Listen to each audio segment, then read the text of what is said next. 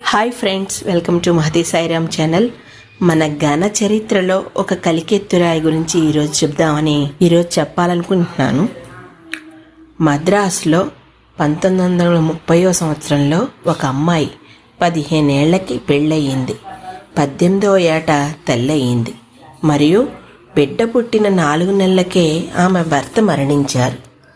శబ్దం లేదు, సమాధానం లేదు, కేవలం నిశ్శబ్దం. కళ్ళ ముందున్న బిడ్డతో ఆమె జీవితం నిలిచిపోయినట్టే అనిపించింది. కానీ అక్కడే ఆమె కథ ముగియలేదు, అక్కడి నుంచి మొదలైంది. ఆమె పేరు అయ్యల సోమయాజుల లలిత. ఆమె తరువాత ఏం చేసింది అంటే, భారతదేశం ఆనాటికి సిద్ధంగా లేదు. ఆమె తండ్రి పప్పు సుబ్బారావు ఎలక్ట్రికల్ ఇంజనీరింగ్ ప్రొఫెసర్. ఆమె కళ్ళల్లోని మెరుపును గమనించారు. ఆమెను ఓదార్చడమే కాదు, ఆమె భవిష్యత్తును తిరిగి ఆవిష్కరించారు. కాలేజ్ ఆఫ్ ఇంజనీరింగ్ గిండికి ఆమెను తీసుకెళ్లారు. అది మగవాళ్ల కోట. అప్పటికి మగాడు మాత్రమే అడుగు పెట్టగల స్థలం అలా అనుకున్నారంతా. కానీ ఆమె అడుగుపెట్టింది. 1943 ఆమె ఎలక్ట్రికల్ ఇంజనీరింగ్ డిగ్రీతో బయటకు వచ్చింది. భారతదేశపు మొట్టమొదటి మహిళా ఇంజనీర్.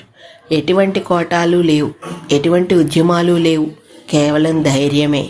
ఇతరులు గుసగుసలాడినప్పుడు ఆమె బక్రా నంగల్ ప్రాజెక్టు కోసం ట్రాన్స్మిషన్ లైన్లను డిజైన్ చేసింది. దేశాలు గోడలు కడుతున్నప్పుడు ఆమె వెలుగు అందిస్తూ భవిష్యత్తును నిర్మించింది. ఆమె ఏఈఐ అసోసియేటెడ్ ఎలక్ట్రికల్ ఇండస్ట్రీస్ కోల్కతాలో చేరింది. 30 ఏళ్ల పాటు పనిచేసింది. సిస్టమ్స్ రూపొందించింది,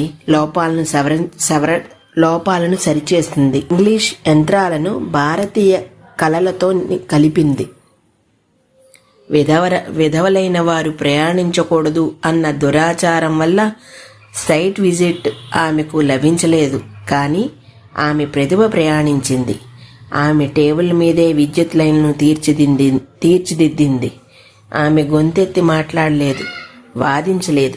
ప్రతిరోజు తన పనితో చరిత్రను మలిచింది. ఇంత అద్భుతమైన ఆడవాళ్లు మన దేశ చరిత్రలో నిలిచి మనకు కలికెత్తురాయిల్లా కనబడుతున్నారు.